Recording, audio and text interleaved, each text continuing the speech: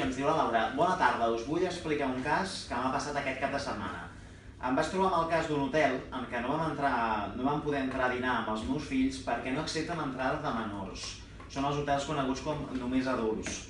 Podria considerar-se discriminació? Està en totes les de la llei, aquest hotel? Inclús podria ser motiu de sanció? Ens pregunta a Espanya, a més, va ser hotels així, de nou nens. Sí, senyor. A veure, clar. Hi ha un país que encara és pitjor, Gran Bretanya porta el lideratge. Expliquem-ho perquè hi ha moltes notícies al voltant d'aquests temes aquests dies. No son hoteles donde no puedan entrar adultos, son hoteles, no pueden entrar niños, son hoteles solo para adultos, que es diferente. No es que se esté prohibiendo la entrada a un menor por tener unas características determinadas, sino es una empresa privada que ofrece un servicio a un sector de la población. ¿No habéis oído nunca aquello que se dice de que los niños son para sus padres y para nadie más, verdad que sí? Pues hay que entender que hay personas, pues por ejemplo, que ya los niños han crecido y ellos ya no tienen el problema, ya fueron allá a la piscinita, a que el niño gritara y le salpicara, y ahora ya no tienen esos hijos que ya están fuera o cuidando a sus hijos y les apetece irse al matrimonio a un hotel, tumbarse en una tumbona y que nadie les salpique. Sí, eso tiene mucha lógica, pero y han salido varios artículos estos últimos días que dudan de la legalidad de eso, porque sería un poco... Yo entendería que sería ilegal si, por ejemplo, pues tú dices, no pueden entrar niños que no sean cristianos. No pueden entrar niños que no sean de raza española, raza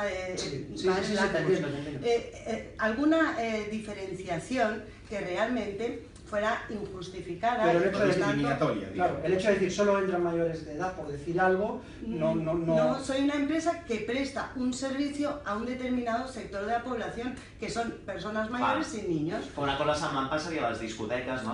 Entran persones majors de 8 años. Por ejemplo, o hoteles también, pues que solamente dejan y permiten entrar pues, a personas a gays. Pues ¿por qué no? Es decir, estas personas pueden buscar este servicio porque se encuentran más cómodos, o gimnasios que solo dejan entrar a mujeres o solo son para hombres. Bueno, pues son empresas que se especializan en ofrecer un público y un servicio que está demandado, y por eso hay tantos, porque está muy demandado. Padres sin hijos no quieren ir a hoteles con hijos. Lo que creo, Laura, es que es un poco buscarle los tres pies al gato. Es decir, hay mucha oferta en el país. Es decir, si tú ya sabes que en ese lugar no se permite la entrada de niños, pues busca otro sitio donde sí. Pero es que además no estarán a gusto, porque si está todo el mundo en silencio, yo he estado en estos hoteles y son una maravilla, hay en silencio. Pero no te sientes a gusto si tu niño es el único que está gritando. Claro, es que no te sientes ni a gusto, porque estás molestando a los que han ido a buscar una paz determinada y por eso pagan, porque son hoteles pues, que también tienen un precio más elevado, lo que sea, pero ¿por qué no? Es un servicio que te ofrecen y de verdad, padres que no tienen niños o que ya los tuvieron pues pueden buscar y necesitar ese servicio. Todo eso está muy bien porque es la realidad y esta explicación que ha dado Gemma es así, pero también tiene su soporte legal. Tú decías, ¿es legal o se puede denunciar algo así o pueden caerle sanciones por el hecho de actuar así? No, porque hay normativa que ampara el derecho a la admisión. Lo que pasa es que sí que exige una serie de requisitos, que se publicite suficientemente, que se informe, que se diga exactamente cuáles son las condiciones para poder entrar en ese centro y ya está.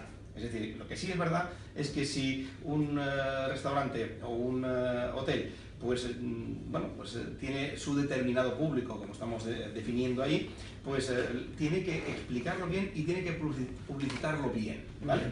Y lo que puede ser contra normativa administrativa es no cumplir con esos preceptos que exigen de una determinada reglamentación de una manera de hacer. ¿Verdad? Esto es como dentro de un ratito que vamos a entrevistar a un señor que ha escrito un libro sobre los locales de intercambio de parejas. Sí. Son los swingers, que nos explicará las normativas y seguramente serán muy concretas, ¿eh?